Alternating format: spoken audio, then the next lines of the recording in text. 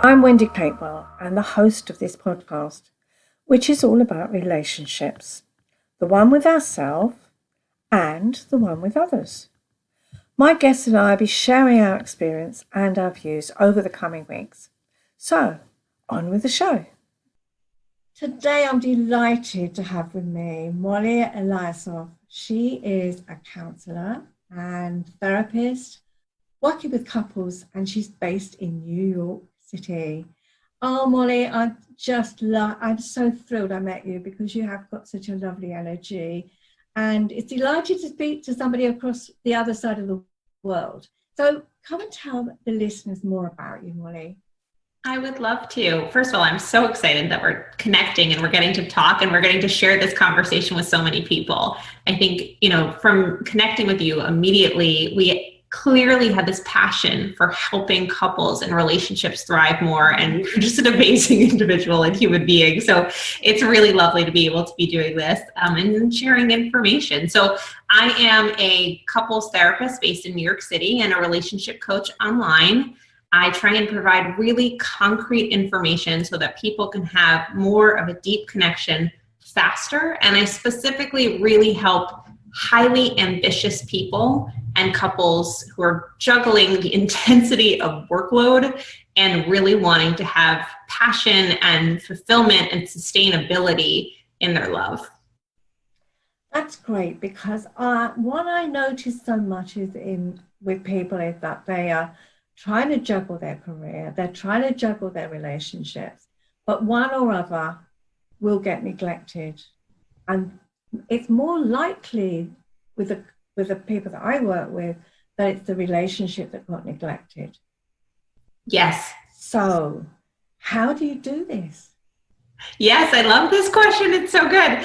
It's so good because I think often the advice is slow one of them down. And I think it's the biggest thing I am against in terms of advice, because I think there's a way for us to have it all.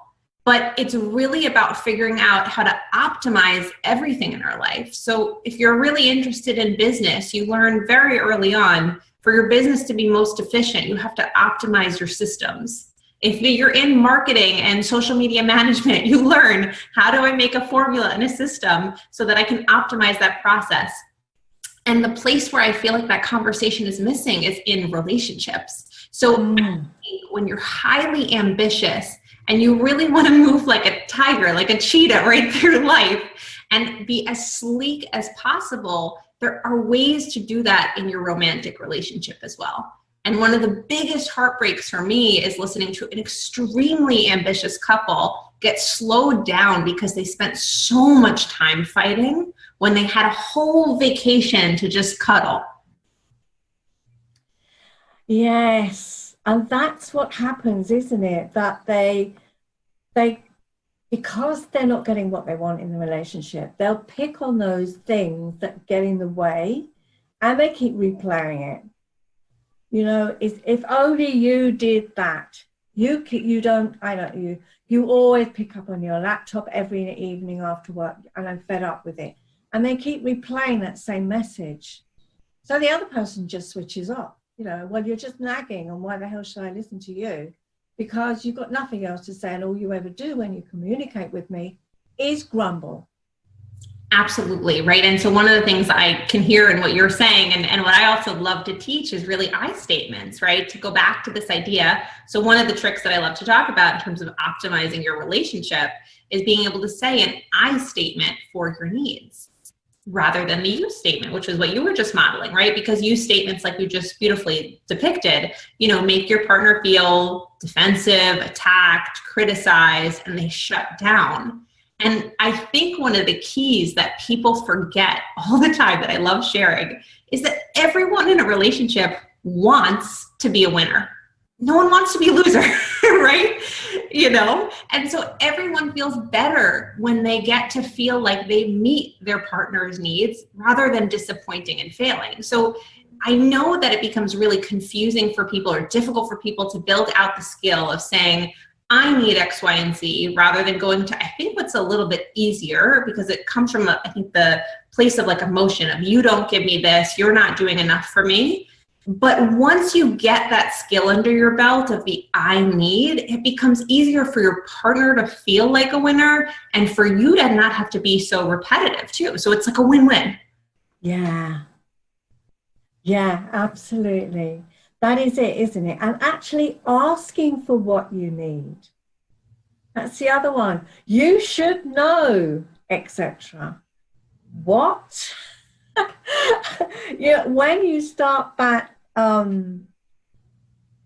it's that I can imagine this old couple, at a bar or restaurant. He goes to get a drink because he knows what she wants. And then when he brings back the drink and she said, but I didn't want that. I didn't want a gin and tonic. I wanted a rum and coke. And he says, but that's what you always have. Well, hang on a minute. One's reading one person's mind and the other one is not saying what they want.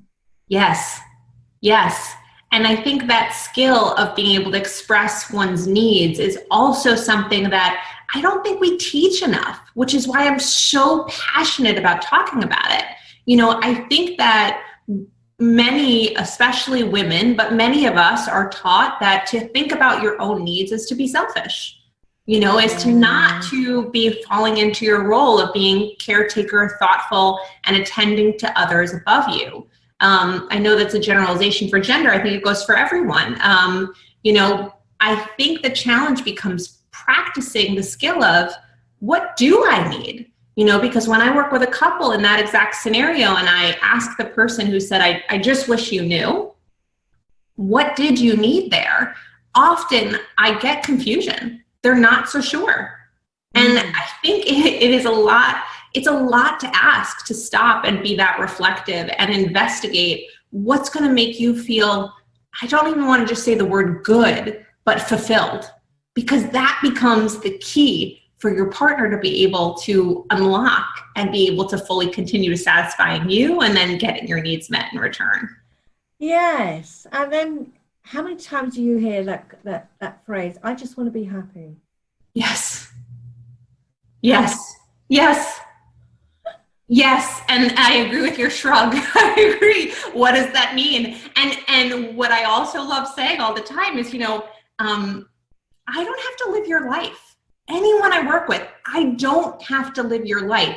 Your version of what happiness is to you, what fulfillment is to you, is so different than what I might think of or your partner might think of.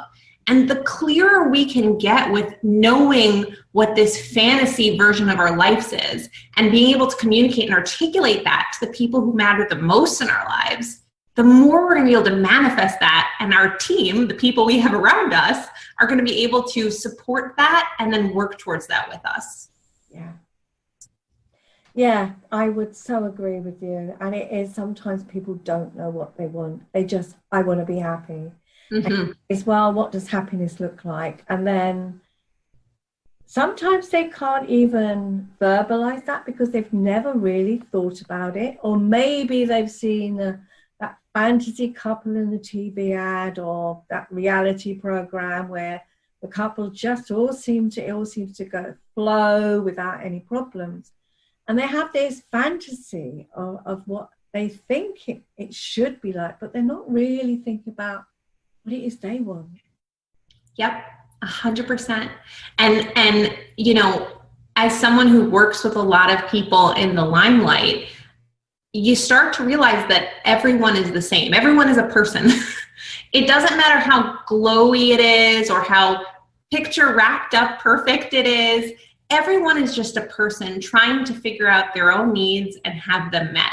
And so idealizing other couples, I think, is such a hazardous thing we do, rather than looking for an attribute we admire in another relationship and then really wanting to include that into our own relationship. I think that's the distinction there, right? So like figuring out our own needs and then pulling in what we respect and admire rather than what we imagine as all inclusive of perfect. Yeah. And one of the exercises that I encourage people generally to do is, what is it that what are your core beliefs and values? What is it you want in your life?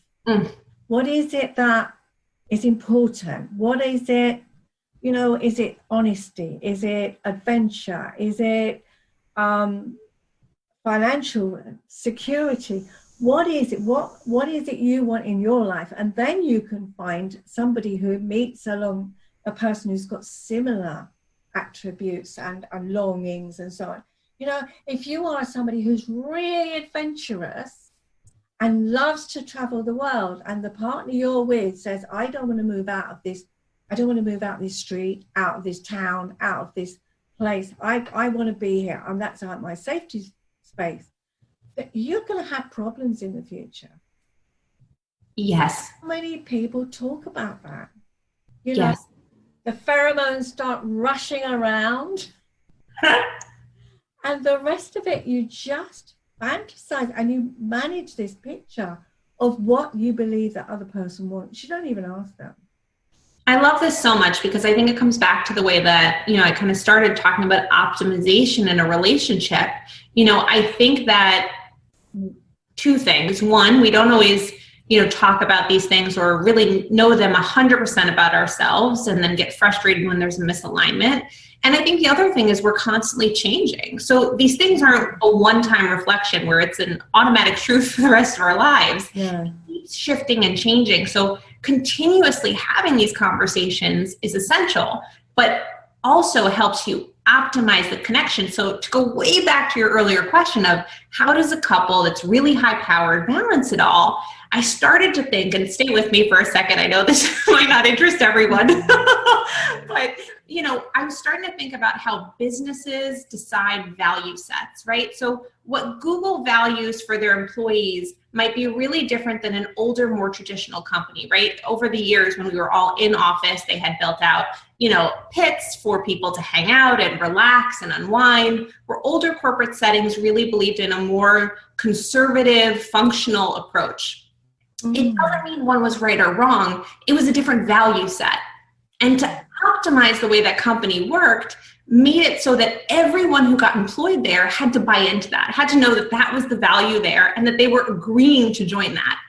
Now, all of that translates into our relationship, right? Because if we can define our value set as individuals, we can share that with our partner and then evolve what the couple's value sets are so we can optimize how we're going on vacation, what do we like to do for fun, what we want to do with our finances, what are our big life goals, what are we working towards for our time and energy.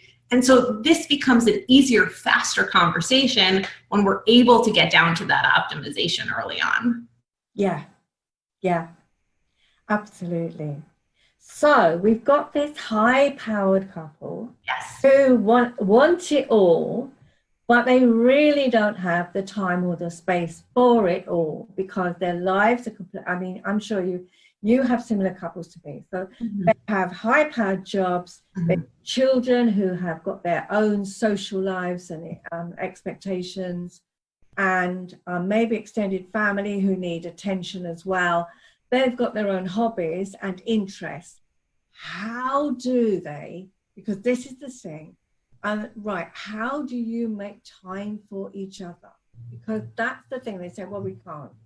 Ooh, yeah. Again, I think how do we get as creative as possible in how we're optimizing our time? So I really don't want people to buy into this idea of I must sacrifice something. I must sacrifice my relationship, or I must sacrifice my professional development and ambition, which is heartbreaking, either one to me. The question becomes, how do we get really creative about utilizing our time most efficiently? So for example, and I love thinking about this moment, if you and your partner, let me say it that way, if you and your partner both get up around the same time, and I know not everyone does this, right? And they're at the, area where you have a coffee pot, let's say, and you're deciding to pour that coffee, and there's just that moment where both of you need to take a minute to pour your cup, and you're standing there potentially, right? That moment could be a moment where you turn and go, good morning. It's so special to see your face right now. Or even just throw them a wink. Now, this small moment may seem like nothing, but it's very different than just going, good morning.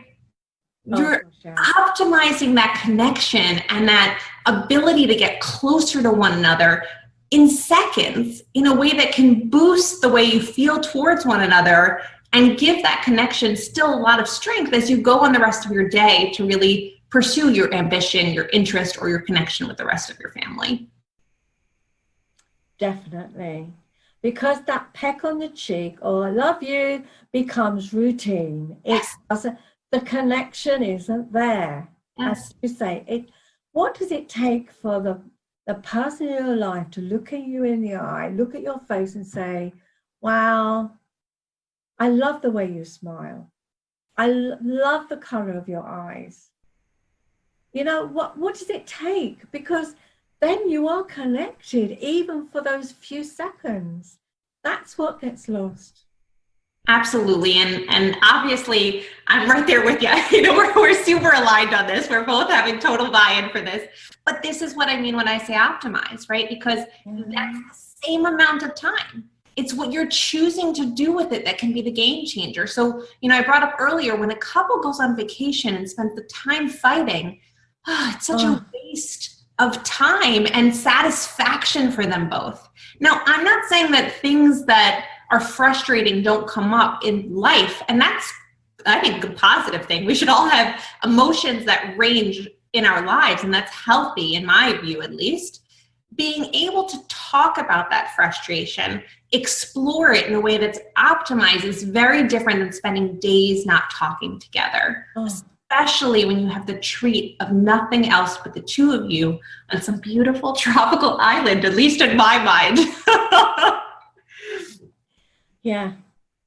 And I think there are couples that say, well, we'll wait till we go on holiday and we're going to solve it all. Or we go on holiday and we're going to solve our relationship. But they're missing it because it's like an investment account. You have to keep feeding that investment. You have to keep putting the pennies in, or the cents in your case.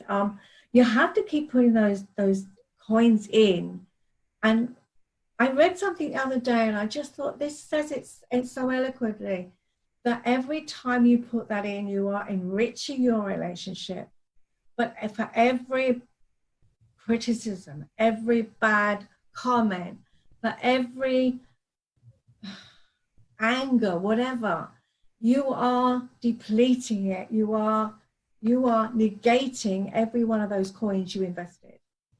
Yes, absolutely. I mean, this goes back to, you know, John and Julie Gottman, who are really prominent couples therapists, talk about it as the emotional savings bank, right? And they even talk about that when a couple is not fighting, when they're in a good place, the goal is 19-1, 19 positive things you say to your partner for every negative thing. So that when you get to a place where you're fighting and there's more of those negatives, you're not depleting as much of that savings account like you were just talking about. Yeah. Huge. Yes. And for every, we need 5 positives, whether they're statements or gestures, to outweigh 1 negative. So because we hang on to the negatives, don't we? You know, that's the ones that make the imprint in our brains. So to override that or even make any dent in it, you need those 5 positives. Yes, and that's for when you're fighting, that ratio, which I think people, you know, don't really understand how to include that when they're fighting, right? When we're angry, we want to throw those negatives, right? Like, it's the easier thing to do for everyone. It's a human reaction, right? So it takes a lot of mental work. So when we're fighting, to go, I have to say 5 positive things for every negative. Either I have to say less negative, or I have to be really creative about saying, I love the way that you take care of me in this way, but I'm also really frustrated that you're not helping in this way right now. That's a lot of work, you know?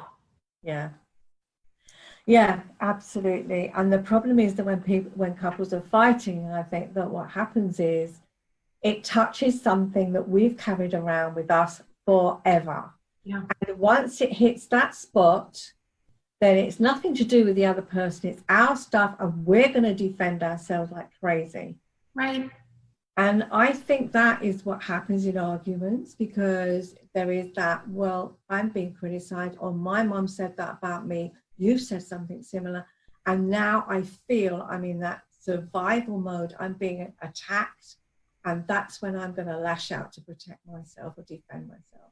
Yes. Nothing about the argument. It's nothing about that person. It's what's going on for us.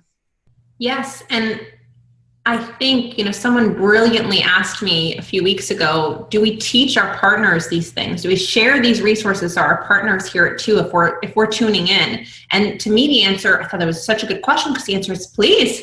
The more the two of you are aligned on why this is helpful and important, the more there's going to be buy-in. So when there is a fight, if you're both able to talk from I statements, both of you are going to be less likely to get in the state that you were just talking about, totally dysregulated, really on edge, in survival mode. Instead, you'll be able to just hear one another and therefore ideally attend to one another, because we all want to just feel seen, heard, and understood.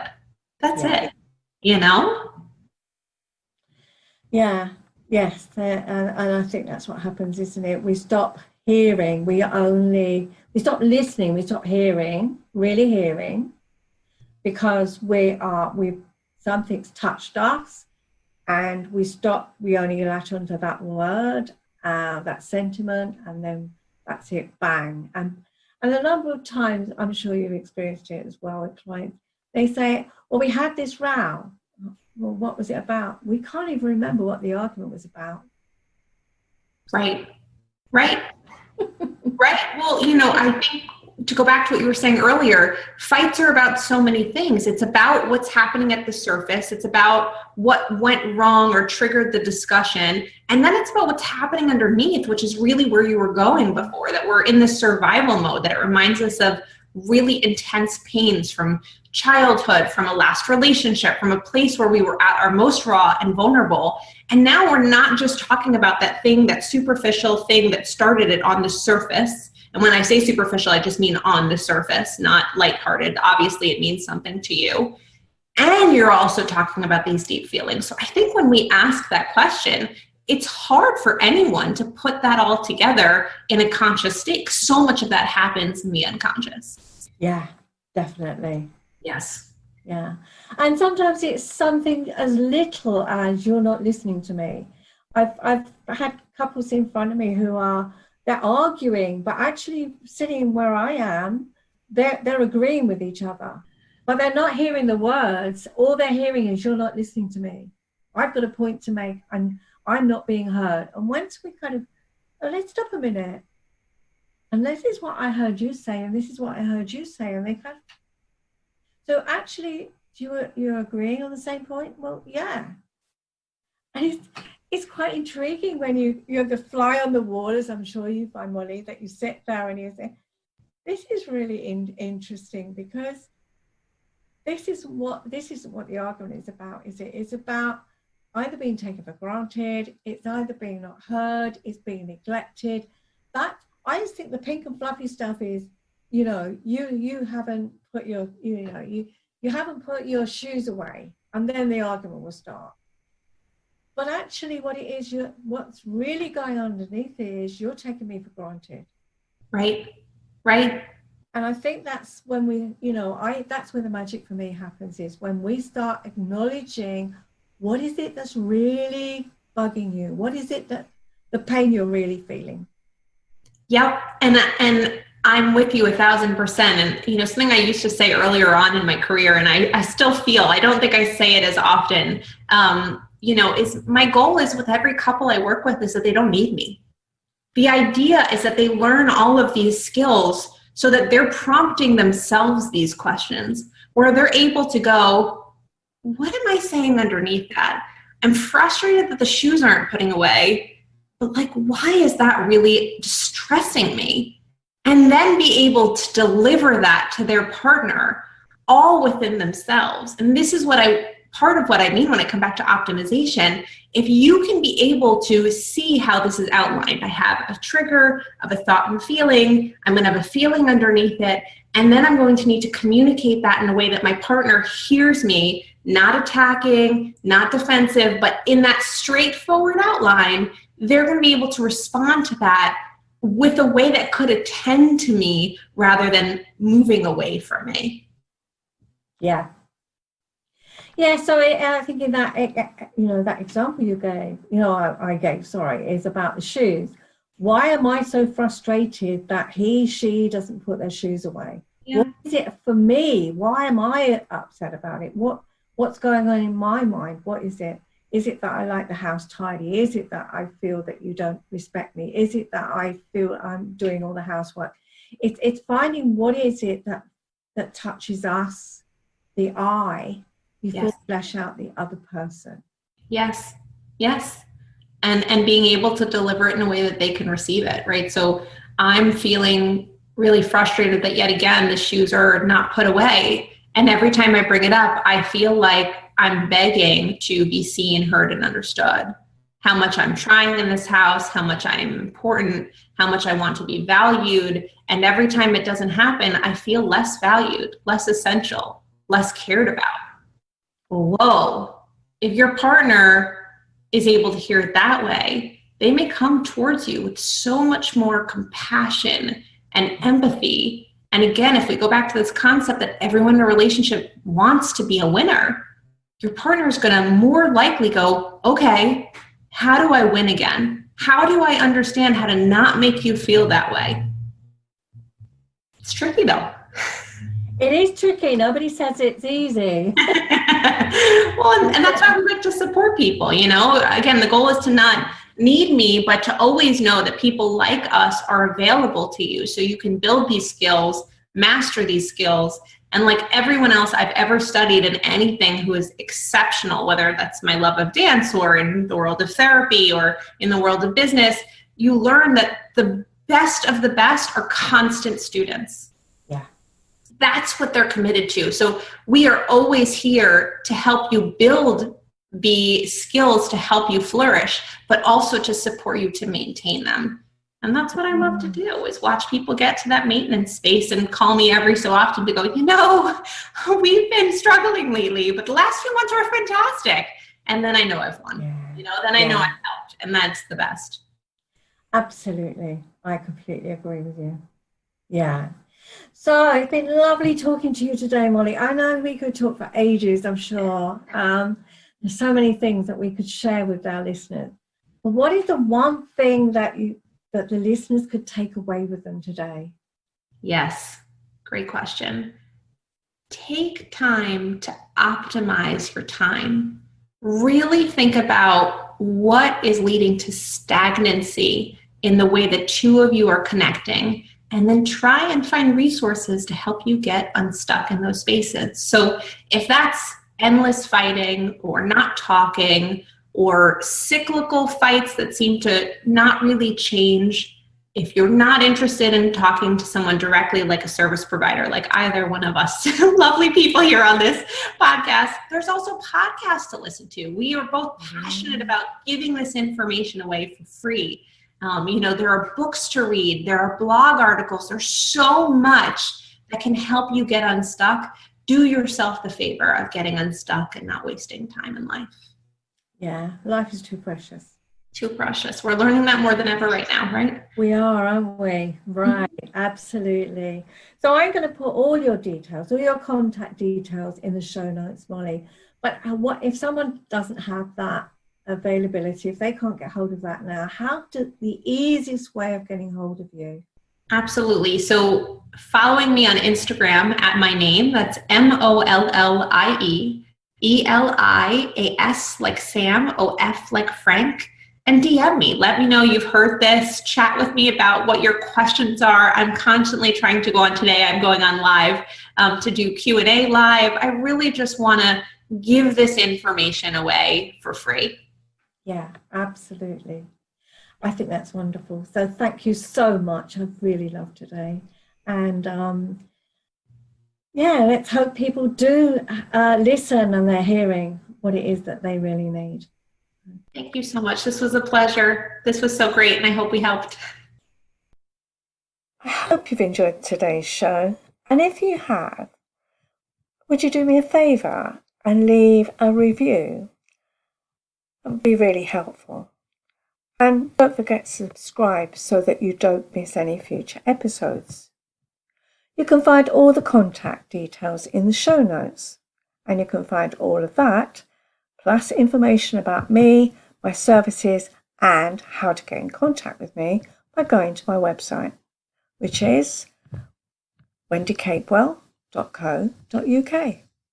So until next time, bye.